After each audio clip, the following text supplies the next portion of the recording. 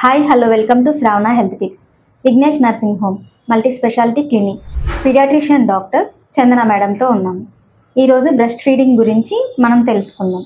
నమస్తే అండి, నేను doctor Chandana, paediatrician, Vignesh nursing home multi speciality hospital. Madam, పుట్టిన పిల్లలకు తల్లిపాలు ఎప్పుడు తాగించాలి? డెలివరీ అయిన తర్వాత పిల్లలకి ఎంత తొందరగా వీలైతే అంత తొందరగా తల్లిపాలు స్టార్ట్ చేయాలి.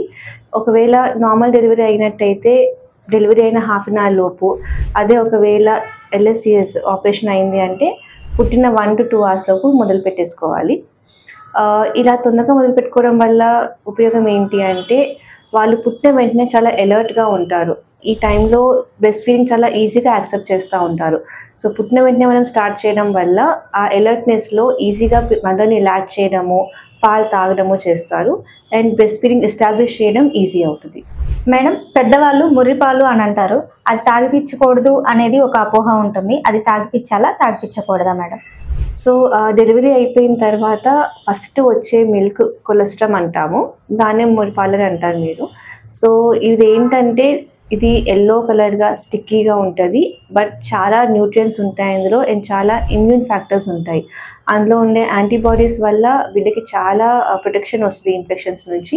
And at the same time వాళ్ళకి అందులో న్యూట్రియన్స్ వల్ల ఆ ఇనీషియల్ పీరియడ్లో వాళ్ళకి కావాల్సినన్ని పోషకాలు అవన్నీ ఈ పాల వల్ల దొరుకుతాయి. ఈ కొలెస్ట్రామ్ అనేది ఎన్ని రోజుల వరకు ఉంటుంది మేడం? సో యూజువల్గా డెలివరీ టైం దగ్గర పడుతుంది, ప్రెగ్నెన్సీ ఎండింగ్లో అవుతున్నప్పుడు కొంతమందిలో మొదలవుతూ ఉంటుంది.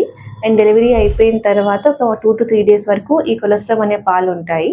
ఈ కొలెస్ట్రామ్ అయిపోయిన తర్వాత స్లోగా దీని నుంచి మామూలు ట్రాన్సిషన్ అయ్యి ఈ మామూలు పాలు పడడం మొదలవుతాయి.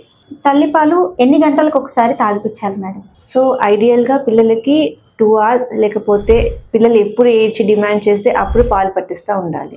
తల్లిపాలు పుట్టిన బిడ్డకి ఎన్నిసార్లు తాగిపించాలి మేడం?